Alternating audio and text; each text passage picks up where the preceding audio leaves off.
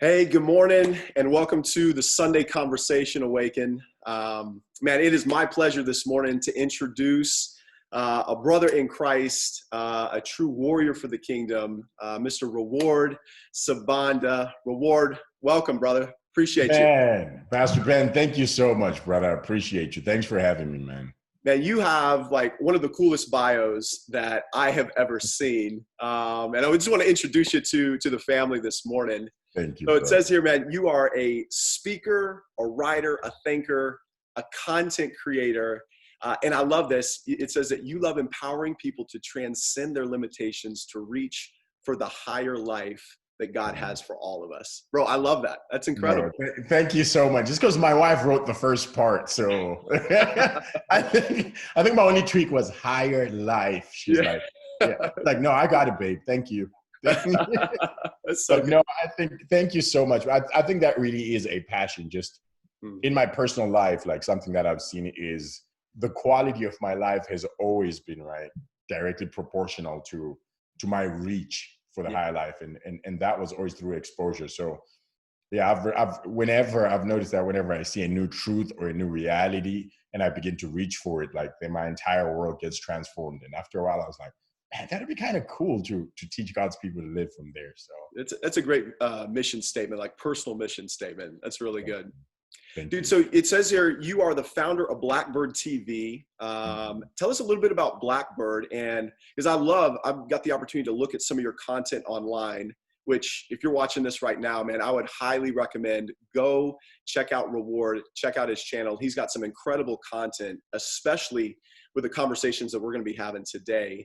Man, tell us a little bit about Blackbird. No, thank you so much. Well, Blackbird is it's a conversation platform, right? So my originating context is Zimbabwe. So I'm from Zimbabwe, and a lot of issues, right? And you know this, Africa goes through a lot of like just hard stuff, right? But I noticed that the hardness is mitigated, right, by dealing with everything that comes communally, right? Yeah. Through conversation. It's like, right, in family, we all sit around and we talk about things. In the community, we all sit around and we talk about things. And I noticed that because of that, the African continent has a ridiculous level of resiliency, right? Bouncing back from a lot of issues. So I've always held that value and known that when people talk, right, things happen and things are changed. And empathy, there's an interchange of empathy and intersubjective spaces are created, right? Where people can essentially face these things and what that looks like. So moving forward, I was like, man, I would love to set up spaces where people can have conversations, right, from a kingdom concept. Yeah. Especially specifically around the hard things and the hard conversations. So I was like, let me set up Blackbird. And it came because a friend of mine was on The Voice and she sang this song called Blackbird from the Beatles. And for the first time I heard the lyrics, right? Blackbird singing in the dead of night. I'm like, wait a second. This is a bird singing out of context, right? It's like there's a context and it's singing out of that context. I was like, man, what would be the value of a voice, whether my voice, your voice, whatever, speaking out of context? If there's darkness, you're speaking light. That's speaking out of context. And so that's essentially where the nomenclature for Blackbird came from. And then I spelled it's Blackbird with a Y because I feel like a lot of the philosophy of learning always rallies around the why. When you ask the right questions, right, you get the right answers. So I know it was very whatever, but afterwards I thought it was fitting. So I set up Blackbird where we have a lot of conversations. I think 3 weeks before the Ahmad thing, I started the series on race. And so there's race conversations. Before that, it was like, why are millennials and Gen Z, right, leaving your church? I think there's another one, I haven't released it yet. It's like, why are millennials and Gen Z so lazy and entitled? But just culture conversations, and then inviting people into spaces to have conversations about them. So that's what Blackbird TV is. Bro, that's so good. And I think it's so needed for this day and age. It's crazy, like how many people are influencers. And it's like, you look at social media, you look at, YouTube, you look at people that are, they're putting their voice into culture. We just don't have a ton of kingdom perspective when it comes to, man, here's what truth is. We have truth. We know truth. But so often it's kind of like, let's get in our bubble, let's get in our circle, and we'll keep it to ourselves. And it's like, man, I read the scriptures, I look at the life of Jesus, and that's exactly the opposite of what it's supposed to look like. So Bro, I Exactly. appreciate you putting your voice out there. And Thank I, you. I really Thank you. believe this. God has a bigger platform for you in the days to come. And so we're excited Wow. to be able to have you on here. Thank you, brother. And you say something pretty interesting too, Pastor Ben, when you bring up kingdom perspective. I think that word is so conceptual to us, right? In modern day, in Western context, America, because it's America, right? People think America is a democracy, but America is a republic. Mm-hmm. That means it's a democratic republic. So you democratically elect, right, who's going to represent you. And the moment they do, you trust that they will make decisions based on your behalf. That's why we have a two-party system for accountability. Mm-hmm. But socially, right, the Western church does not have a framework for what kingdom looks like. Yeah. Their social framework from which we get church perspectives is one of a democracy, a two-party democracy. Mm-hmm. So that's why if you notice, even within the church, there's always this dichotomy, right? To where it's like, do we do this or do we do that? And it's like, oh, pastor said this, hey, let's vote on it. Let's get it coming. We did not get representation. Why? Because their social model, right, is a democracy, or it's a democratic republic. Pastor, it's a republic, so you're elected, but your decisions, you better make sure we're going to have checks and balances, and we want to vote on that specifically. Yeah. But when it comes to kingdom, Zimbabwe was colonized by the British kingdom, right? And the British understand kingdom. So when your social model has a place for kingdom, right, then you understand specific things like sovereignty.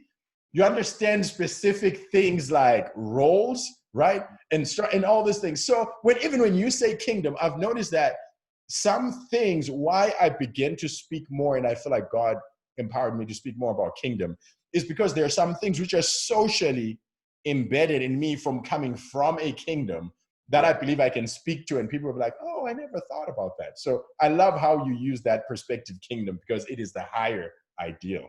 Well, I know we're going to get into this later, but I think it is interesting. You know, we're kind of kicking off the conversation this way, but you know, one of the things that I've come to this realization of being in this culture is that, man, no matter what happens, I have a lens that I see through, and it's how I see scripture. It's how I see the world around me. It's even how I see this moment culturally, because of that lens. And I think it's interesting that Westerners, and really in particular, Americans, white Americans in particular, there is this idea that there is really little to no concept of this nature of corporate evil. And we've heard it in the news all the time, like systematic racism, corporate evil, things like that. And I think what you're talking about there is, because you've come from this background, it's easier to see kingdom. And I think that's one of the conversations I'm excited to have with you today, is just about that nature of, man, this idea of corporate evil and systemic, racism. And so, bro, there's so much more to your bio I want to share, but you know what? Like, man, we'll put that to the side. If you want to know about Reward, go check him out. I'm telling you, he is a great follow. You will be blessed. But first question this morning, Reward, I wanted to kind of dive into is, why should racial reconciliation even be important to the church? Yeah, man. I think that's a great question, because of this one simple fact, right? The word reconciliation is inaccurate, it's misleading, and it's out of context, because Black people and white people have never had good relations. And to reconcile means that there were good relations. The only place this word, right, has meaning and gravitas is in the context of the church, right? Good. Because zoom out, right, on a larger scale, and we have in the book of Revelation 7:9. Let me read it real quick. Yeah. And I hope this is the right version. So I've got my Poverty and Justice Bible. What's up, World Vision? Nice. But if By not, the way, if you don't know anything about Reward, Reward he has, I don't know how many jobs you have, bro. That's true. But he's also like a senior, church and community relations advisor at World Vision. Exactly. So you can also find him there getting kids clean blocks too. Yeah, I'm telling you, man, it's the ideal gig. It's my dream gig, dude. I love it. But dude, check this out, man. Thank you so much for that. Revelation 7:9, and this is what it says. After this, I saw a large crowd with more people than could be counted. They're from every race, tribe, nation, and language, and they stood before the throne and before the Lamb. They wore white robes and held palm branches in their hands as they shouted, "Our God who sits upon the throne has the power to save his people, and so does the Lamb," right? Depending on your version. So in the end, John the Revelator in the book of Revelation sees a people from every nation, tribe, and tongue, right? Yeah. Standing before the throne. Wait, are you telling me that there's redemptive aspects to our ethnicities? Are you telling me that I'm going to have black neighbors? Are you telling me that I'm going to have an accent in heaven? You know what I'm saying? Are you telling me I'm going to have perfect credit? I'm kidding. But my point to that is, right, in the book of Revelation, from our originating context to how it ends, right, when you step outside of time, you see that people are reconciled to God and nations are reconciled to nations. So the only context where the word or the term racial reconciliation makes sense and holds true is in the context of the church, right? Yeah. Because the church scaled up then becomes this picture that we see in Revelation 7:9. Yeah.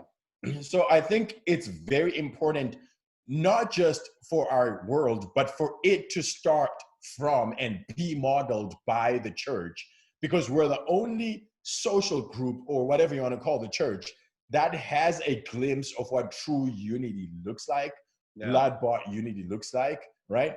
And then we can come back and build a prototype for the church to essentially kind of model.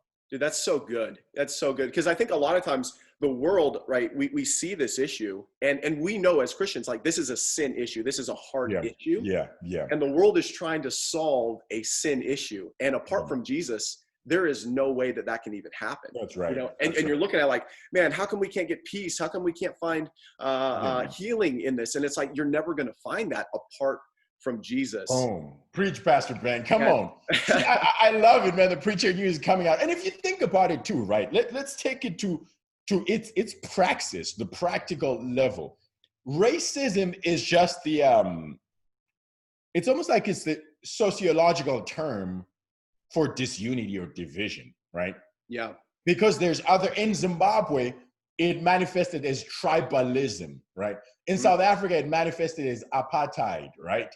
Before, in our nation, it manifested as slavery. And now it is called racism, right? The ism of race, as Michael Miller was talking about. So with that said, if you think about it, that in itself is, it's the church, right? Yeah. It's actually the spirit of disunity that is operating as racism. And disunity, we know, is a spiritual issue. Yeah. Right. And so you saying that, I'm like, we might as well shut down and grow them. You literally just solved racism. You're like, you cannot hear anything else. Hear that. Exactly. We say the social problem because we don't have a spiritual framework for it. But you are right. It's a sin issue. It's a spiritual issue. Yeah. Because it's disheartening too, I think, especially when you look at the United States, right? Yeah. And we hear, man, okay, this is what Jesus is about. But then even like take Sunday, for instance. We look at Sundays, and I've heard it said that Sunday is still the most segregated day of the week. Come on. Now, what are we missing? Like, just, as a pastor, I'm sitting there, I'm like, man, I want my church to look like heaven.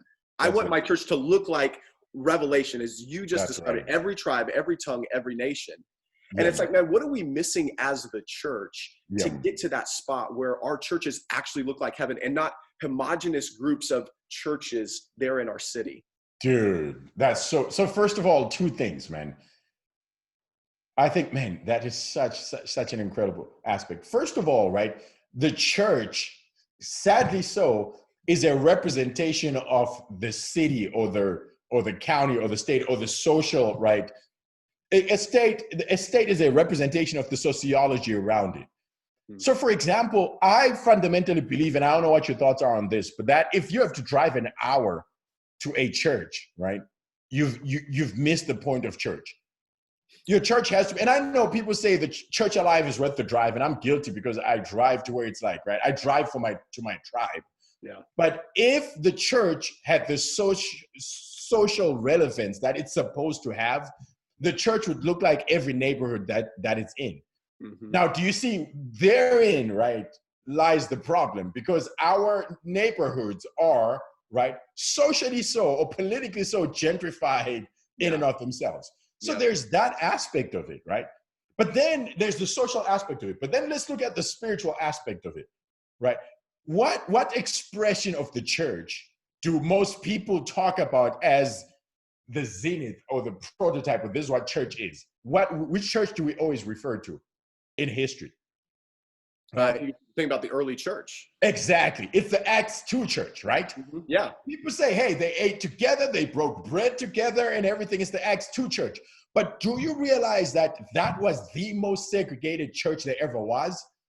Because people would fight tooth and nail if you try to bring a Gentile into that church. Yeah. I mean, just a few verses later, right? Paul goes and calls out Peter. He's like, exactly. You're hanging out. Like, if you, yes. Yeah. He found him accused, or I'm forgetting the verbiage. But yeah, he puts him on blast right in front of everybody. He does. He's like, no, if you, right, being a Jew, right, live after the manner of the Gentile, how shall we? And then he goes, he says, yeah, I withstood him to his face, right? Is what he says publicly before them all. Yes. Because he was in, but because Paul understood, Paul understood something. Mm-hmm. That Acts 2 church, the segregated church, was the beginning, right? It was the beta, right? The 2020 Austin church is supposed to be the scaled up, right? Mm-hmm. Right, like applicable and replicable version of what the prototype of the heaven church looks like. Yeah. So there's timeline. But unless we can look back at the Acts church and say, no, that's where it started, but it was supposed to evolve into a church where every tribe and tongue and nation along the timeline, right? But we always look back and we're like, man, why can't we be like the Acts church? Well, first of all, socially, that looks way too close to socialism. So it would never fly, right? In a in a meritocratic or context in everything. But number two, people are looking backwards when they should be looking forward. It's like, why would you not want to go to the end and then build it out? Why do you want to go back to where this is the beginning of what it looks like? Yes. And this is the thing that I look at, especially when you read Acts. I've got to remember this all the time, because this right here is descriptive. It's not prescriptive for what we should be. And it's like, if I forget that, so often I'll almost idolize the early church and forget that that's not the end. Like, that's not the goal. And the goal is exactly what you read: every tribe, tongue, and nation. Exactly. Like, surrounded, lifting the name of Jesus. Exactly, man. Pastor Ben, you're getting me excited. And once again, do you see the role of not just the church, but church leadership and pastors? Because people cannot want what people do not know. Yeah, and the truth is, how many of the average Christians read Revelation? We don't touch Revelation. It's confusing to us. Yeah, it's scary. But everybody's read the book of Acts. Why? It's a story, right? We can binge read Acts. And so the only social model for what the church is supposed to look like, people get from the book of Acts. Mm-hmm. Because something in us, right, yearns for unity, because we're created out of a context of unity. Yeah. A triune God creates us in his image. So we always crave unity. Yeah. But then as we read the book, we get to Acts and we're like, oh my gosh, this was freaking awesome. Yeah. I want this. Hey, can we get back to this?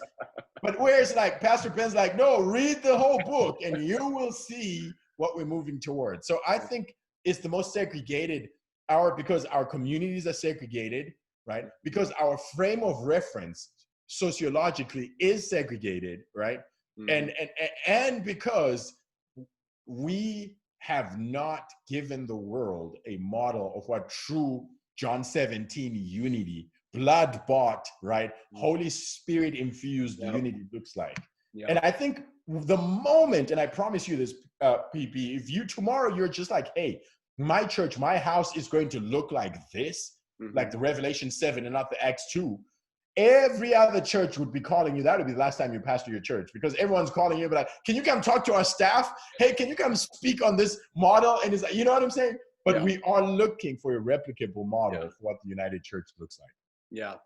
You know, and I think as we have that goal, as we look to that vision, I think that as we see that, there's so many roadblocks in the way. You know, me as a white guy here in a majority culture, like we talked about, there's so many lenses that I have that's hard for me to see. Man, what would you say to, you know, somebody who's in their late 20s, early 30s, right? and they are coming from a majority culture. They're a white evangelical. Now, what advice do you give to how do they embrace this issue? How do they see this as more than I'm a non-racist? How do they see it as I want to be anti-racist? I want to be kingdom perspective. I want to bring Revelation 7 to my current cultural context. Like, what do you say to those brothers and sisters? Got you. Dude, that's a great question. I would say exposure, right? Broadening your worldview. Now, here's the problem. And in learning, right, the core competencies in the journey of competence or in the journey of knowing anything, they're essentially 4 stages, right? So the first stage is unconscious incompetence. I don't know that I don't know what I don't know. So for example, throw me an obscure concept, just anything. That I've never. I don't know if you do triathlon, like, what do you know about? What do you know about building your functional threshold power? Boom, functional threshold power. Until you said that, I was unconsciously incompetent. I did not know that I did not know about building your maximum threshold power or whatever it is.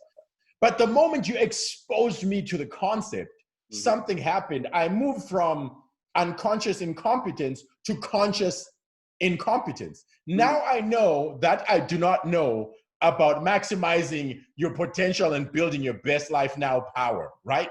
Now I know that I don't know. So through that exposure, I move from there, right? Yeah. And then prolonged exposure, right? And then the moment I'm like, hey, Ben, I didn't know this. Can you tell me about this? And you're like, bro, I'm writing a book on unconscious maximization of Marxist powers or whatever it is. The moment me and you, right, prolong our exposure, then I move from conscious incompetence, right, to conscious competence. Now I know that I know, right? And then as we begin to have even further conversations to where now I can formulate, right, ideas from my worldview to integrate it with yours, then we move to something I call, or rather something that is called unconscious competence. Now I don't even have to think about it. I just know, right? Now anybody can ask me about maximizing the potential of your inner being, and I can just spit it out like I'm Pastor Ben Jr., right? But now take that parallel and superimpose it on the racial conversation. Yeah. White people were just born into a blood-bought privilege of being white. Yeah. Right? Insulated in social communities, right, that prevent them from having the exposure that would broaden their worldview. Yeah. So through no fault of their own, it's like you were just born white and you were born privileged, right? But now in conversation, so what's happening culturally, why I call this a racial revolution, is God has taken this world and brought them together. And we have moved from a place of unconscious incompetence to how many times, and you know this as a white man, and we've had these conversations, do you have white people going, I didn't even know, right? There's this thing, like I was today years old when I found out that there was once such a thing as Black Wall Street. Yeah. You just don't know what you don't know, whether it was hidden by agenda or whatever it is. But in conversation culturally, we're going through a racial renaissance where people are starting to know what they don't know. Yeah. And then my advice then coming based on that framework to people and 30-year-olds, which are the guardians of the next philosophy, right? They are the guardians of the next generation's thought processes and patterns. And they could either protect this privilege or blow it wide open and afford to let people in. So your role as 30-year-olds is crucial, because when history, right, looks back, they're going to be like, that was the pivot and the turning point. Yeah. God and kingdom and serendipity accorded them an opportunity to do right by minorities, and this generation took it. So, hey, number one, now that you know that you don't know, make it a point to know. Read, like what you were saying, Pastor Ben. Reach out, research, right? Have conversations with Black people. They're not that hard to find, right? Start with the friendlier ones and then go as deep as you want to. But that level right there, if someone's talking about it, reach out to them. When you read something, reach out to them. That will begin that journey from conscious incompetence, right? To conscious competence. That's so good. That's so good. Because I think oftentimes when we look at the cultural milieu that is, Yeah. so often we get stuck in our own area, right? We get Yeah. stuck in our own neighborhoods, our own Yeah. socioeconomic classes. And Exactly. it becomes this echo chamber of the same thoughts, the That's same right. ideas. And we look out and we say, well, of course there's nothing happening here and nothing happening here, because Yeah. we assume nothing's happening because all that we know is Yeah. this little echo chamber. And Yes. it's like, man, once we get outside of that, it broadens not only our horizon, but I think especially as a Christian, Yeah. we are commanded, right, to weep with those that weep. And if we Yes, now Lord. understand that there are issues out here, it isn't just to weep. I know the context there is Yeah. much deeper than just, I'm going to cry. No, I'm going to move in and embrace and Come come on, in bro. and see, how can I be of help to my neighbor? I mean, it Yeah. goes back to what Jesus said, right? Like, hey, what's the greatest command? So often what we want to do, again, I'm calling out a lot of white evangelical Christians. I'm Yeah. good with God. Yeah. And Yeah. this relationship with the other races, that'll happen in Revelation 7. Exactly. That'll happen when I get there. Exactly. But what God says over and over again is that if you want to know if you love me, Yes. it will be how you love your neighbor. Yes. I was Yes. in my reading this morning, I'm in Luke 3, and John Yeah. the Baptist, I don't know if you remember this, they Uh-huh. come to him and he says, hey, there's this moment that you have and you're called to repent. And they say, what must we do? Yes. And Yes. if you remember what he says nothing about a relationship with God, Oh, but he that's says so good. everything with a horizontal relationship. That is so If good. you got two shirts, you need to Come share on. them, Come on. right? If Come you're on. That's extorting so good, people, bro. you need to stop. And I think so often, good. again, I'm calling out my own culture. Yeah. We live in that and we say, man, this culture's propped us up in this spot where we do have that white privilege. Yeah. And now that we've become aware, if we are a follower of Christ, we are commanded to enter into Yes. that, to Yes. empathize, and to be the change that Yes. heaven wants to bring Yes. to earth. And I think And- that shifts everything. And man, I'm stealing that, by the way. Thank you so much for that, because you nailed it, right? And I think shepherds speaking to their flock in that language, I think, is what is going to honestly bring the revolution.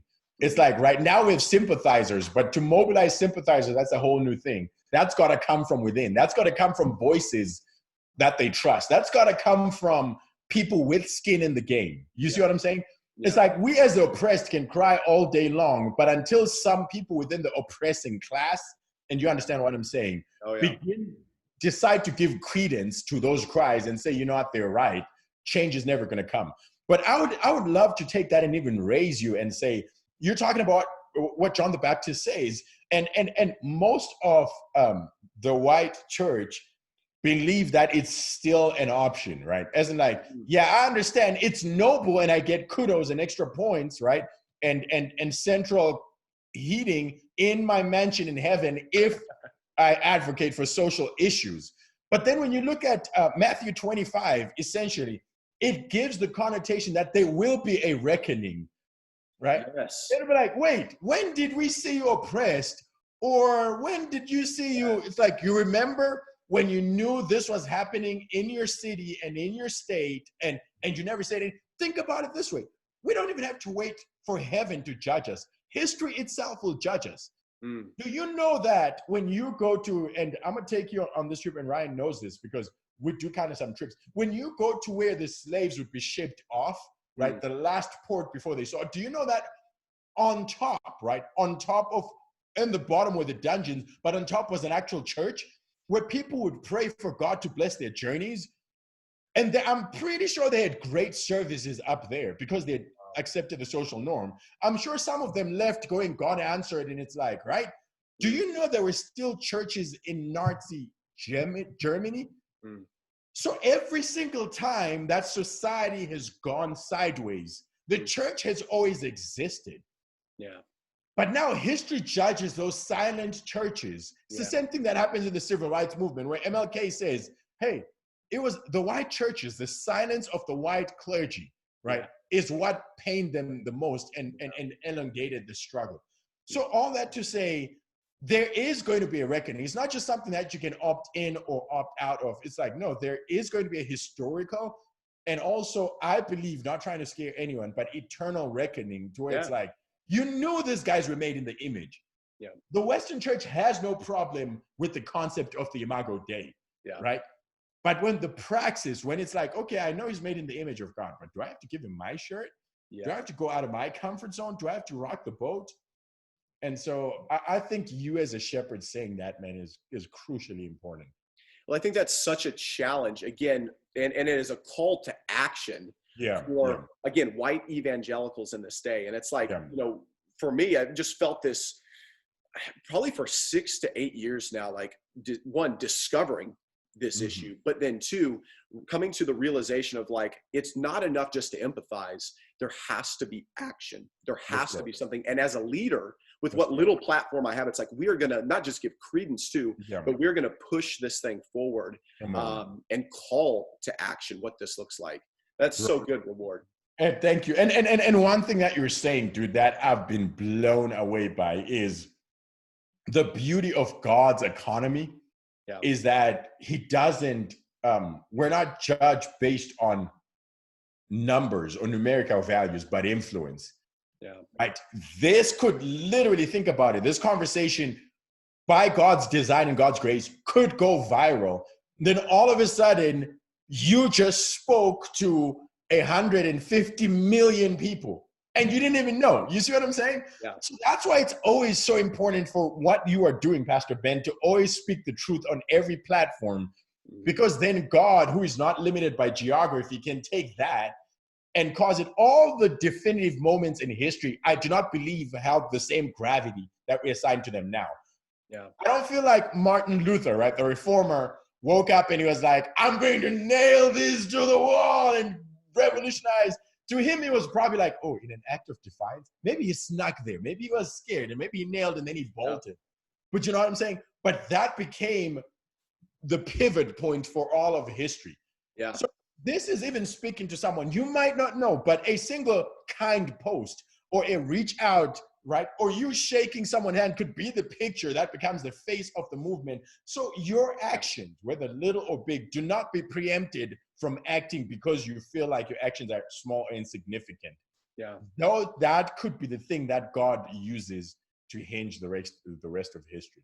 Yeah, that's so good, Reward. And I think that's a challenge for whoever's watching this today. Yeah. You know, we so often take for granted, you know, what we do. And let's just call out social media for what it is. Yeah. You know, it's like so often that can be such a toxic spot. That's but right. again, as Christians, we're called to redeem that space. And so, man, if you were blessed by, you know, this conversation today, man, share this, like share what Reward is talking about. I'm telling you, there's so much great content out there that not only Reward, but many others in the Christian community are putting out. And so, man, if God is moving, God is touching, man, I would just encourage you to share that and get the word out.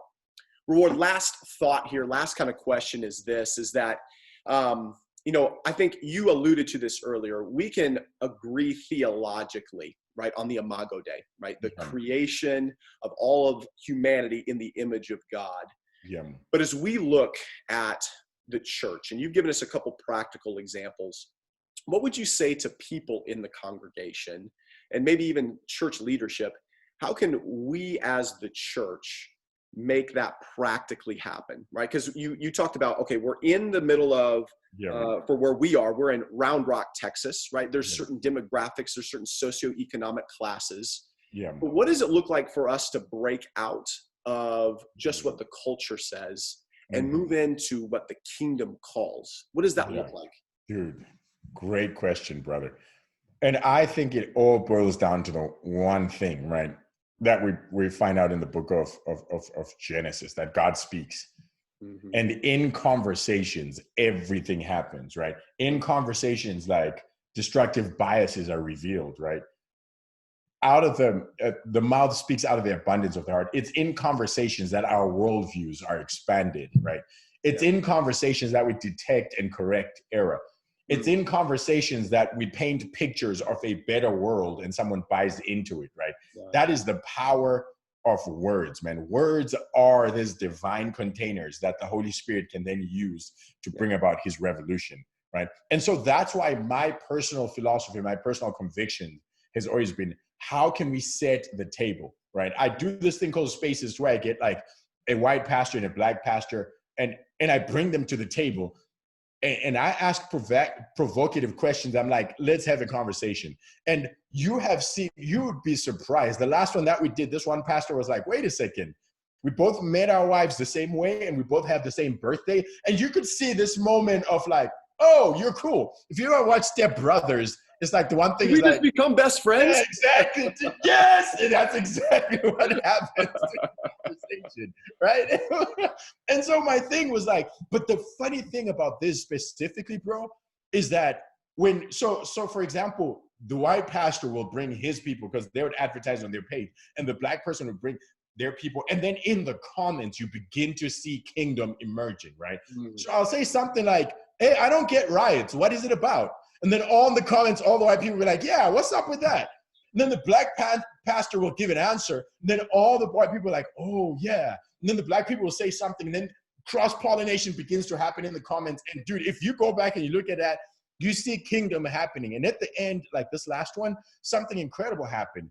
People were like, hey, if anyone from Freedom Church is ever in Chillicothe, Ohio, whatever, it's like, hey, hit us up. You have a place to stay, or hey, come over here. We'll have donuts. And kingdom just formed around them watching their shepherds, right, have conversations. Because as humans, right, as we see, we become.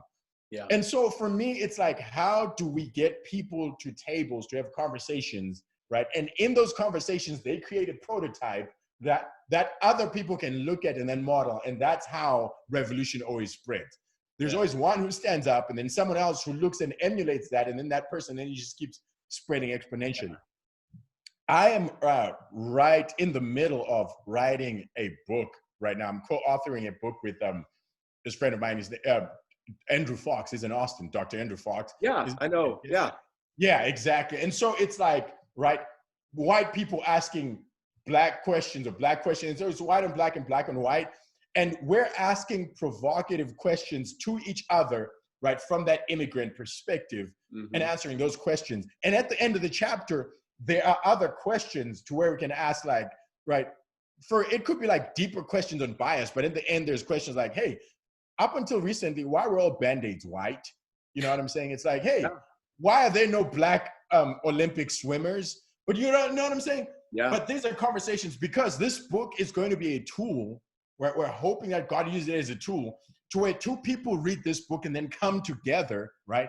And either discuss the book or begin with the questions that we had in mind and facilitate that discussion. So the book in itself will be a table. We're setting a table with the book and saying, hey, read this book and bring people together specifically. Yeah. But that, I believe, is something that doesn't necessarily have to be our book, but find things that incite common ground. Yeah. Spread the table and black people will come if you're white. Spread the table and white people will come in if you're black. Yeah. It's like the master. He invites people. He spreads a feast, a wedding feast, and he invites people. Yeah. And some people make excuses, right? And some people show up. But in the end, that is the model. That is what we emulate. Set the tables around these conversations of race, and you will find that under that black melanin it may be your best friend or is another human being, is someone made in the image of God with a worldview that exponentially enriches yours and just takes your life to the next level. This right here is what happens. Pastor Ben set a table, invited me to the table, right? And then invited my social circle to the table, because when I share this, and then you invited your people to the table as well. So you're just divinely set the table. And now we'll see who shows up and has that. So, man, yeah. Reward, this was so good. Man, I so appreciate your wisdom, your insight, and really just this conversation. This is a long, long overdue conversation, especially within this country and I believe within the church. And so, brother, appreciate you being on today. Thank you so much for joining us. Love you. Have a blessed day. See you guys. Love you, bro. Thank you, my friend. Appreciate you.